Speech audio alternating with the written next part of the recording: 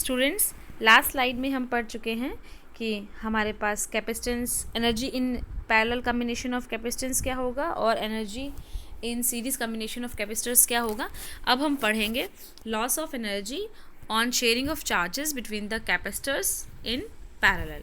ठीक है, तो let us consider two capacitors of capacitances C1 C2, charges Q1 Q2 and potentials V1 V2।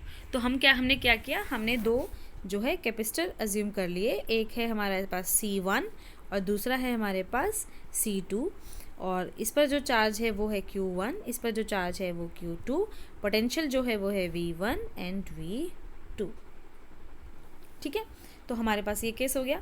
अब जब दोनों को हम कनेक्ट कर देंगे और सपोज मान लीजिए कि Q1 जो चार्ज है वो बहुत ज़्यादा है, Q2 जो है वो स्मॉल है, तो पोटेंशियल V1 ज़्यादा होगा, पोटेंशियल V2 कम होगा। तो अब क्या होगा, जब चार्ज ज़्यादा है वहाँ से चार्ज कहाँ फ्लो करेगा, लो चार्ज डेंसिटी की तरफ। तो चार्ज फ्लो करेगा तो कुछ वर्क डन होगा तो एनर्जी का लॉस होगा।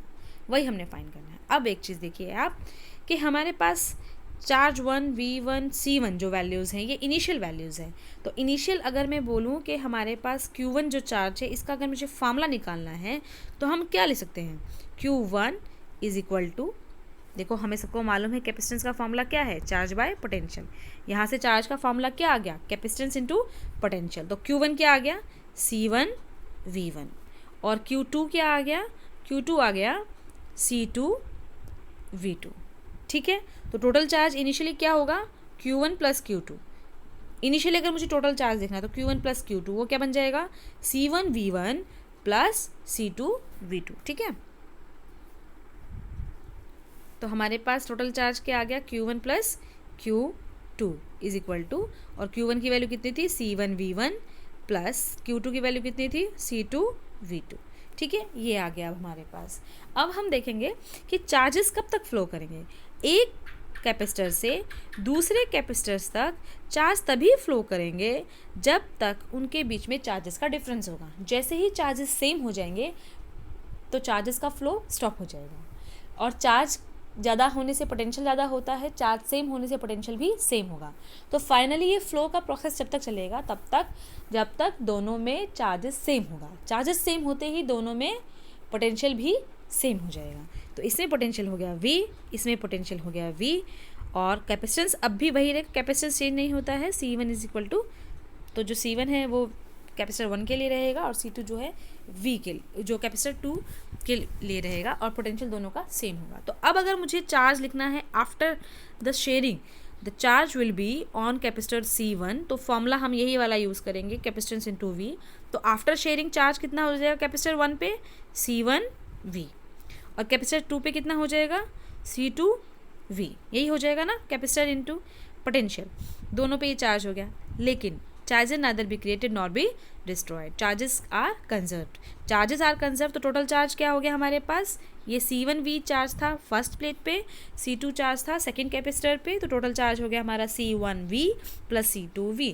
ये जो चार्ज है ये आफ्टर द शेयरिंग था, ये जो चार्जेस थे ये बिफोर द शेयरिंग थे। लेकिन according to conservation law of charge, before sharing the charge should be equal to the charge after the sharing. ठीक है, तो C1 V1 plus C2 V2 is equal to क्या आना चाहिए, C1 V plus C2 V, और यहाँ से हम V को भी कॉमन ले सकते हैं। V को कॉमन ले लेंगे तो राइट साइड क्या बचेगा, C1 plus C2 into V। तो वही हमने यहाँ पे कर लिया, C1 प्लस C2 इंटू में V is equal to C1 V1 plus C2 V2। यहाँ से V का फॉर्मूला क्या आ गया, C1 V1 plus C2 V2 divide by C1 plus C2। The total energy before sharing is U is initial is equal to half C1 V1 square plus half C2 V2 square। Energy का formula क्या था, energy का formula था 1/2 CV square. तो first की energy कितनी थी, C1 V1 square, second वाले की एनर्जी कितनी थी, C2 V2 स्क्वायर इंटू में हाफ ले। ठीक है, तो ये हो गया। अब total energy after sharing U final is equal to 1/2 C1 plus C2 into में V स्क्वायर। ये कैसे आया कि जो हमारे पास पोटेंशियल है वो कितना हो गया है, V हो गया। तो फाइनल एनर्जी का क्या हो गया, फाइनल एनर्जी जो कैपेसिटर 1 की है वो है 1/2 C1 V square plus second वाले की जो एनर्जी है वो है 1/2 C2V²। V क्यों लिया दोनों में हमने? V1 V2 इसलिए नहीं लिया है क्योंकि after the sharing potential is the same for both the capacitors, तो व्यू हमारा सेम है। देखो एनर्जी कैसे निकालेंगे हम? 1 की एनर्जी को ऐड करेंगे सेकंड की एनर्जी में। कैपेसिटेंस 1 की 1 है, सेकंड की C2 है और पोटेंशियल दोनों के V है, तो हमने दोनों की एनर्जी को लिखा और दोनों को क्या कर दिया? टोटल। तो हमारे पास क्या आ गई? Final energy. तो हमारे पास इनिशियल एनर्जी का फॉर्मूला है, फाइनल का फॉर्मूला है।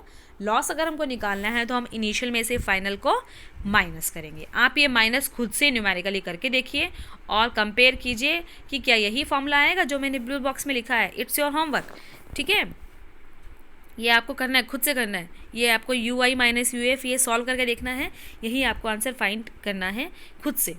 चलिए अब इसमें अगर इनिशियल एनर्जी फाइनल एनर्जी से ज़्यादा है या इनिशियल एनर्जी फाइनल एनर्जी से कम है, जो भी है केसेस, तो अगर देखो अगर ये जो डिफरेंस है ये हमारा पॉजिटिव आ जाता है, इसका मतलब है कि इनिशियल एनर्जी ज़्यादा थी और फाइनल एनर्जी कम थी, यानी कि एनर्जी लॉस हुआ है।